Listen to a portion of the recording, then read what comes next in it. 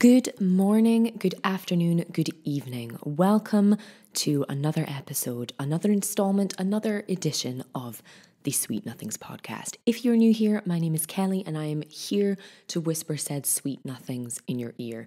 This is your home of relaxed, funny and informative chats all about the love of eating. We'll talk about the latest food trends, controversial opinions and all things edible. Folks, it is February. It's beginning to creep nearer to spring and we are deep in the month of commercialized love. I'm recording this for you guys the day after Valentine's Day, and if you think you're escaping the nonsense of all of the pink, red and heart-shaped and coloured foodstuffs, you are sorely mistaken. Last month's episode was admittedly a little bit heavy, as everything in January typically is. We spoke a lot about the diet and weight loss industry and how you can kind of avoid getting wrapped up and buying into all of the horrors that it has to offer. So this month I want to bring you something that is a little bit more lighthearted, a bit more frivolous, a bit more nonsensical, because I enjoy that kind of thing and I think it's good for us every now and again. Pancake Day is upon us. Depending on where you are listening to the podcast from, I'm sure that if there are Christian traditions where you are or where you grew up, you will know about the concept of something like Pancake Day, like Mardi Gras, like Carnevale, whatever the equivalent is where you are. Typically, this involves indulging in sweet and delicious or fried foods prior to the kind of period of sacrifice, the Lenten period that comes just before Easter. Even if you are a non-believer, it's a fantastic time to be someone who believes in all things delicious, because whether it means you're in Italy eating fritelle, whether it means you're eating potki in Poland, or whether it means you're eating pancakes with lemon and sugar in England, or even better, pancakes with butter and jam in my home nation of Scotland, it's about that time of year. Because of that, I couldn't help but enjoy the food trend that has been pinging around TikTok and social media in general over the past few weeks. And I am talking about the ice cube tray pancakes. Though this isn't a kind of UK started trend, I believe it started in the US, but people have been making pancake batter ahead of time and spooning it into ice cube trays to freeze it kind of into solid cubes or solid frozen shapes of pancake batter ready to fry straight from the freezer. And I don't think I have ever admired and lusted after a food trend as quickly as I did with this one. So people have been doing it with plain pancake batter to make kind of crepes, or they've been doing it with thicker pancake batter, the kind of American or Scotch style pancakes with some fruit or some chocolate chips already in there. And with these cubes, you can throw them straight into a frying pan, allegedly, and have low and slow cooked pancakes rather than high heat cooked pancakes within less than 5 minutes. This idea is fantastic. It's genius. It doesn't even involve any fancy equipment as these things often do. And I like it. I really do like this. It's something I haven't tried, but Pancake Day is one of those frustrating things because it's on a Tuesday. So many of us don't get to enjoy making and eating pancakes ourselves on the day. And in the UK, we don't really have a tradition of, going out to buy them from some kind of specialist place like other countries in Europe have with their pre-Lent foodstuffs. So this is something that would actually be really good if you had kids or, you just wanted some pancakes on the morning of Pancake Day or in the evening. But if you're working all day, if they're frozen, it means you can just throw it in without having to faff about and mess up all those dishes on a day when you're already busy, and you can still have pancakes. I'm a huge fan. Do, of course, let me know how you take your pancakes. My Pancake Day pancakes are always either the kind of traditional Scottish style, the little handheld ones that you would have with butter and jam or with Nutella or with peanut butter or with golden syrup, whatever you like. But let me know if you're more into the kind of English style ones, the big fat, I was going to say juicy, maybe not a juicy pancake, but the big fat American style ones. Let me know what you're having. But for me, it will be the Scottish ones all day long, especially as I am currently quite far away from Scotland. I will be making and forcing upon other people Scottish pancakes this Tuesday. But of course, it's impossible, as I mentioned earlier, not to touch upon all of the Valentine's Day themed nonsensical food that always pops up at this time of year. And I always enjoy. I enjoy the ridiculousness of novelty food at any time of year. But Valentine's Day in particular, because it's just such a, I don't want to say meaningless, that sounds heartless, but it's such a bland celebration. You know, there's not really any kind of traditional food stuff eaten on Valentine's Day outside of chocolates, but companies still need to absolutely, you know, pedal to the metal, ramp up the themed things that they have to sell. And some of them make sense, but some of them make absolutely no sense. But I do almost have to admire the marketing and PR team for, you know, creating and marketing these things. In terms of stuff that's made sense that I've seen this month of the edible variety, some heart-shaped macarons and heart-shaped desserts in general. Aldi have made some really nice looking heart-shaped macarons for the UK market, but you'll also find heart-shaped pizza in Aldi or in Asda, which is something I think makes sense. It's something that can easily be shaped into a heart with no extra effort, expense or ridiculousness, and pizza is something you can share if you're that kind of person. Same with macarons, something a little bit upmarket, something a bit out of the ordinary, something a bit fancy to share or to gift. Some heart-shaped Grana Padano cheese has been an absolute highlight for me from Lidl's selection for Valentine's Day this year. The thought of heart-shaped pieces of hard, mature cheese is definitely not something for everyone, but it's something I would accept just as willingly as I would a box of chocolates, and very thoughtful for the savoury folks among us. But all of that said, there is, of course, for every good, exciting, romantic, shareable and adorable novelty Valentine's food stuff, there's the chaotic end where companies are clearly just trying to think of anything they can wrap up in pink and red hearts to sell it to you guys. Let's talk about the heart-shaped chicken nuggets that Aldi and Lidl are offering this year. Now, you could say, much like cheese, much like pizza, it's easy to form a chicken nugget into a heart shape because it's not made of, you know, actual cuts of meat, more than just reformed paste made of a suggestion of chicken, which is delicious. Of course, everyone loves a chicken nugget, or most people at least love a chicken nugget. However, there's something about being reminded of the meat paste that makes these things being so easily shaped into a heart that, you know, it unsettles me a little bit. Also, chicken nuggets are good, but you want to put a bit more effort into Valentine's Day for yourself or for whoever you are loving in this period. I don't know.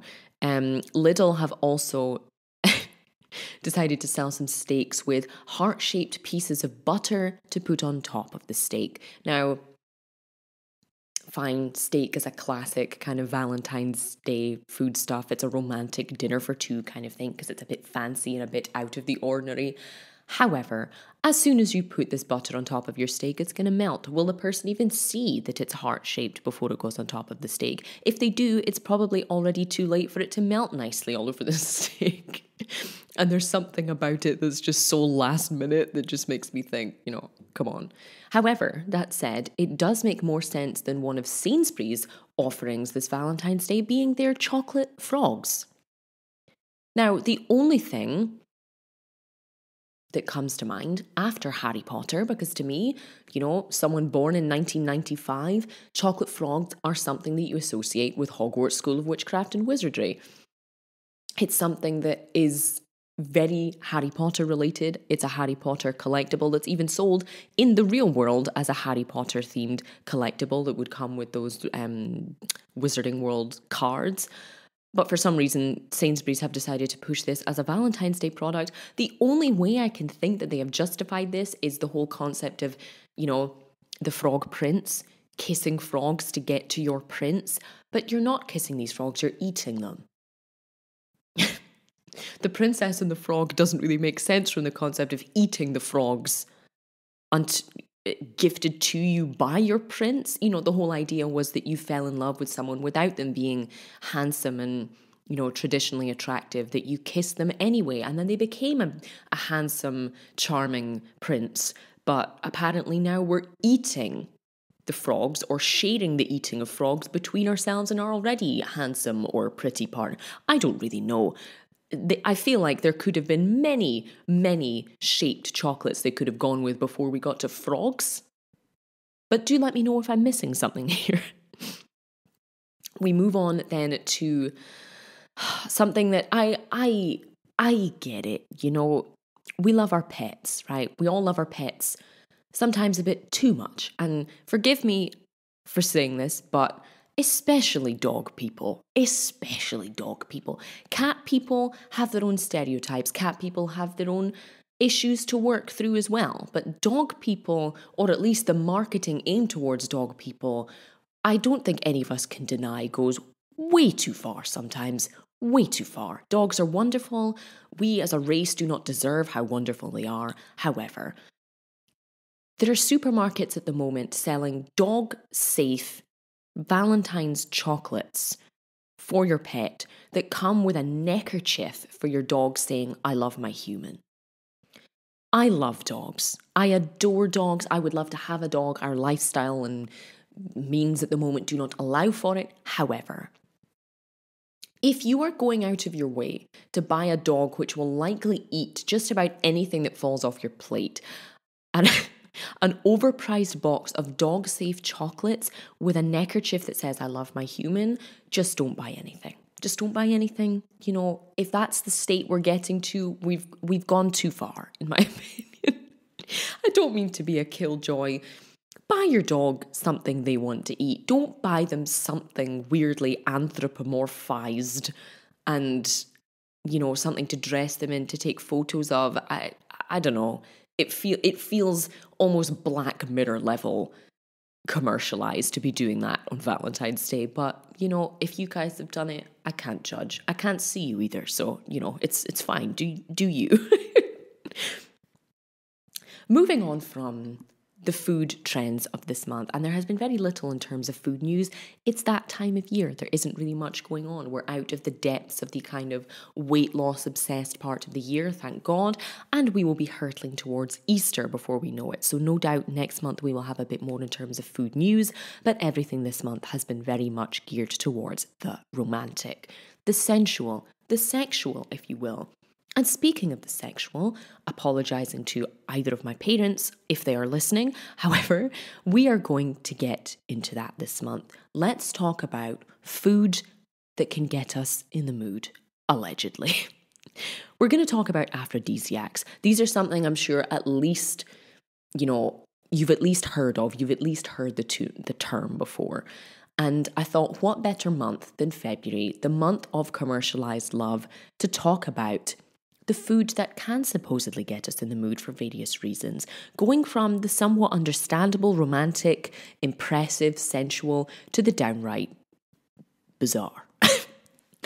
So, as we are a very respectable and scientific podcast, I have prioritised a very reliable source, a peer-reviewed source. I'm talking about an article from Cosmopolitan in which I got almost all of these results from. I told you this month was going to be fun and frivolous, so that's what we're doing. We're going to be talking about a selection of aphrodisiac foods. And supposedly these are things that will get you or your loved one in the mood for love. We begin with slightly obvious ones: champagne and red wine.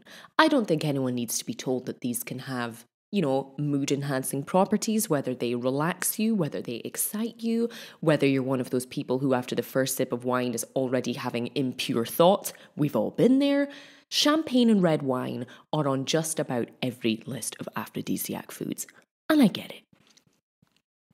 If you're opening champagne, it's likely it's a good time. You know, we can open a bottle of red wine or various other kind of alcoholic beverages for other slightly more depressing reasons, but I think if you're opening champagne, if you're opening Prosecco, it's already probably a good occasion. So I can understand how this is one that would get people feeling good, feeling in the mood. Red wine as well, it's a very luxurious drink. It's a very very bold and strong tasting drink. It's something you're not sipping lightly the way you would a vodka and lemonade. You know, the vibes are somewhat different, so I get this one.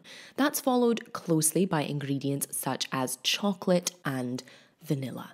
Also very much understandable. Chocolate is something that is full of mood enhancing properties, from, you know, going into the kind of flavanols and things that are found within dark chocolate and pure cocoa, to the simple mixture of fat and sugar that makes milk chocolate so bloody deliciously addictive. Most people love a bit of chocolate. It's designed for us to enjoy. It's very luxurious. It's very easy to gift. It's very nice to receive. Of course, this is going to put us in a good mood. Similarly, vanilla is a scent that, you know, it's used even in perfume. It's used in kind of, in sprays for your house and things like that. You'll even see it in fabric softeners, as well as being used as a sweet kind of background note in just about everything. You'll see it in so many desserts. You'll see it as an ingredient in loads of different chocolate bars or sweet treats that you buy straight from the supermarket or from the bakery too. It's a smell and a flavour that we love. And even though it's generally considered one of the more boring flavours, it's exotic, it's luxurious, and I can understand how this is something that people would enjoy and feel somewhat enticed by. We move further down the list to things like black truffle, though not everyone's keen on truffle. It's a little bit more of a divisive flavour, even if it is very luxurious. Some people don't like the kind of earthy, mushroomy smell it can give off. And in doing some reading for the podcast this month, I found that apparently black truffle is appealing to some people because it smells vaguely like a male pheromone, supposedly. Do with that what you will next time you have it shaved over your pasta. Strawberries and cherries are something else that came up a lot in kind of looking at aphrodisiac foods. And this again, I kind of get. There's something very appealing about dark cherries. There's something about the shape, about the flavour, about the colour that makes sense. Same with strawberries. They are sweet, they're delicious, they're light, they're fruity, they're easily dipped in chocolate, they're easily shared. There's something that is beautiful to look at as well as beautiful to eat.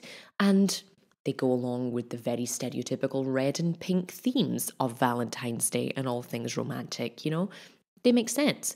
On a similar colour scheme, we have the chili pepper. A little bit dating, a little bit spicy, a little bit enticing, hugely off-putting for some people, with digestive consequences for most. But it's something that, you know, could spice up your life a bit. If someone can handle their chili, maybe that's something you're into. Maybe that kind of punch of flavour will wake your taste buds and other things up if that's the kind of thing you're eating on Valentine's Day or any other day. Coffee would have a similar effect. Apparently, not apparently, I think it's a smell that most of us love. It's a smell that I think most of us would wear as perfume or aftershave if we could without it being a bit too weird. It's something many of us need to get us going in the morning. So I can imagine for the same reason that with chili or with chocolate, it would have, you know, getting going purposes at other times too. Though, depending on what time you like to engage in those activities, it's a bit problematic if you're going at it in the evening, but you know, if you're in the need to stay awake for multiple hours instead of sleeping, you know, it would have that benefit too. Figs are something that came up a lot, and so did pomegranate. And again, while there is nothing sexually suggestive necessarily about figs or pomegranate, there's that kind of flavour of the exotic, that out of the ordinary thing that, you know, a pear or an orange can't really offer in the same way. Very seasonal, very Mediterranean, very warm climate kind of things. Pomegranate seeds look like jewels anyway. I think they're naturally very enticing for that reason. Figs, sweet, a bit kind of complex in their flavour, beautiful colour, again, easy to share, very charcuterie board or dessert platter kind of thing. I get it. Honey is a common aphrodisiac, apparently. I love honey. A lot of people aren't into the smell because it can smell a little bit like pollen, or it can smell a little bit like plants, and not everyone's into that. But there's something about the consistency of honey that we use in enticing ways too. When you see it in adverts, when you see it in recipes, you know, there's almost something a bit medieval about the appeal of honey. I think of Game of Thrones and Lord of the Rings when I think of honey flavored things as well, So I can understand how this is one that, again, it's an ingredient that's not the cheapest. It's one that suggests a little bit of luxury, and people like that kind of thing when they're thinking about getting in the mood too. Less so for me, as we come hurtling down the list, are oysters. Again, it's the luxury thing. It's the expense thing. It's the out of the ordinary. It's the thought of being able to crack open one of these gelatinous little things and slurp them down ravenously with a loved one. I get it. I do like an oyster. Are they ever top of my list of things I want to eat? No. Is there a particularly easy and dignified way to, swallow one whole with raw onion on top? Again, not really, but apparently a lot of people are into that. Apparently it's something that has been used for decades to centuries as a bit of an aphrodisiac for the physical properties it has too, but, you do you. We move on to some fruits that didn't really make as much sense to me as the ones higher up the list. Watermelon, avocado, and banana all apparently have aphrodisiac properties, whether for the stamina they can allow with, or the nutrients that, help blood flow a bit more easily to the parts you need it to flow to.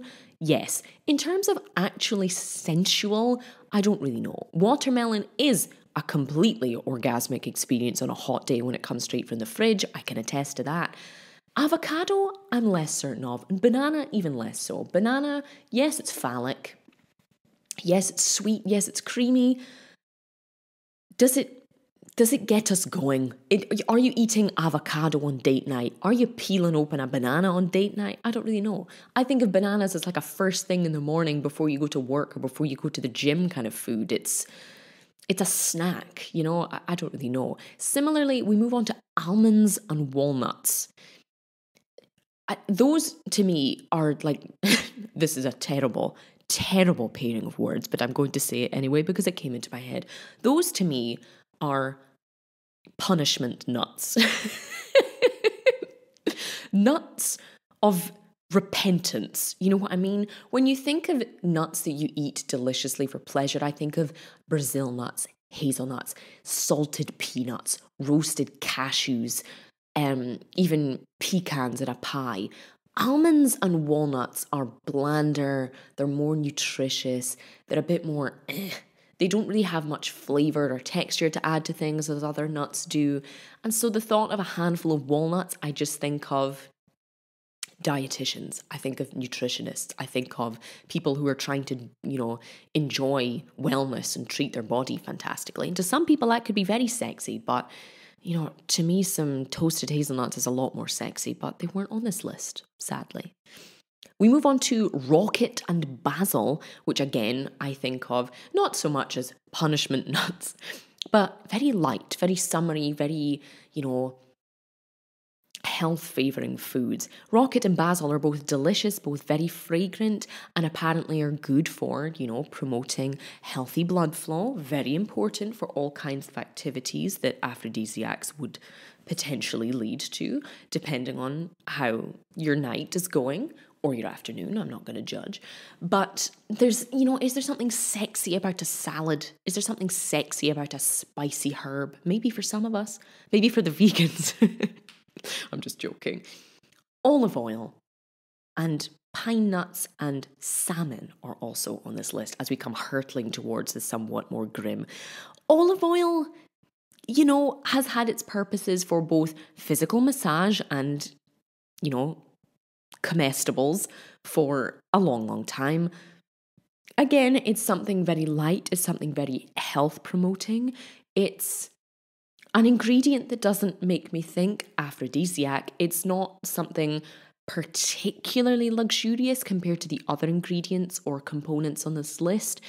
Pine nuts, in terms of their price range, an absolute luxury, the same with salmon. But all of these things just, again, feel like things that rich people eat when they're trying to be on a diet, And salmon, there's something about fish in general, much like the oyster thing, that doesn't scream lovemaking to me. Pine nuts either, because anytime I've seen pine nuts, they're used in, pesto or salad or in torta della nonna. And while those things are delicious, do they scream sexy? You tell me, because I'm not 100% sure.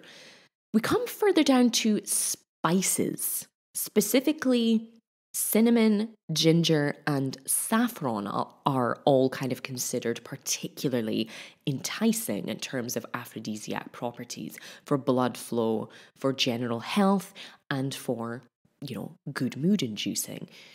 Cinnamon puts me in a good mood anytime that I smell it, but it's more of a nostalgia thing. Ginger, I think of cold and flu medicine. I think of gingerbread at Christmas time, or, curry. And saffron I can imagine, because again, it's a bit luxurious, it's a bit expensive, but spices in general aren't really something that I would think of when rushing to form a plate of aphrodisiacs, but maybe I'm wrong. Maybe in certain cultures or, in certain dishes that have these kind of properties, that these spices are the kind of things you would have high up on your list. Do let me know, I'm intrigued. But we come hurtling even further down the list to an apple. An apple is apparently an aphrodisiac. Again, punishment food in my opinion, unless roasted with sugar, unless baked under a crumble topping or some buttery pastry. Yes, it's shareable. If you slice it up and share it, of course it can be romantic, thoughtful, but sexy? I don't really know. It's a fairly bland fruit. It's one, again, that I think of when someone's trying to be, particularly well behaved in terms of their diet for whatever reason, so it doesn't scream sensual appeal. But maybe I'm wrong. Maybe some people have a thing for the smell, for the flavour, for its properties. Who knows? Similarly, sweet potato and pumpkin are apparently aphrodisiacs. Maybe in the autumn months particularly, I don't know. Sweet potato is delicious. It's very good for you. It's very filling, full of vitamin A for helping you see in the dark, and maybe that's why. But does it scream sensual? I don't know. Is there something particularly sexy about a plate of, mashed sweet potato, roasted sweet potato? Maybe if you really, really love sweet potato or pumpkin. But I think of these as very kind of heavy, comforting, delicious autumn and winter foods rather than something to bed down with. But maybe that's just me. We move on to, even more bizarrely, garlic. Watching out for the vampires in your life, or, people who are particularly sensitive to the smell or flavour of garlic. I do not understand those people personally. I am a garlic lover. I am more than willing to taste all things heavy with garlic.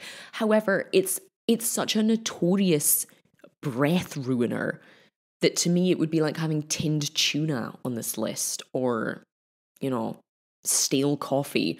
It's just, it's something that you would imagine would ruin a mood rather than make it. Maybe if you're both having garlic, it doesn't really matter. There's no judgment involved. Who knows? But the last two things on this list baffle me even more. Now, even if these have the most life-changing aphrodisiac, love life enhancing properties, I don't understand. The last two I have on this list are celery and asparagus. They don't look good. They don't smell good. They can taste good if treated with love, but imagine from all of the other possibilities you had to make a meal, to make even a platter, to make a little snacky board of all things aphrodisiac. You could have had shaved black truffle. You could have had dark chocolate. You could have had chili peppers, figs, honey, even a banana if you were feeling a bit more budget. But to be offered celery or asparagus would feel like an insult. Celery is something I've never liked.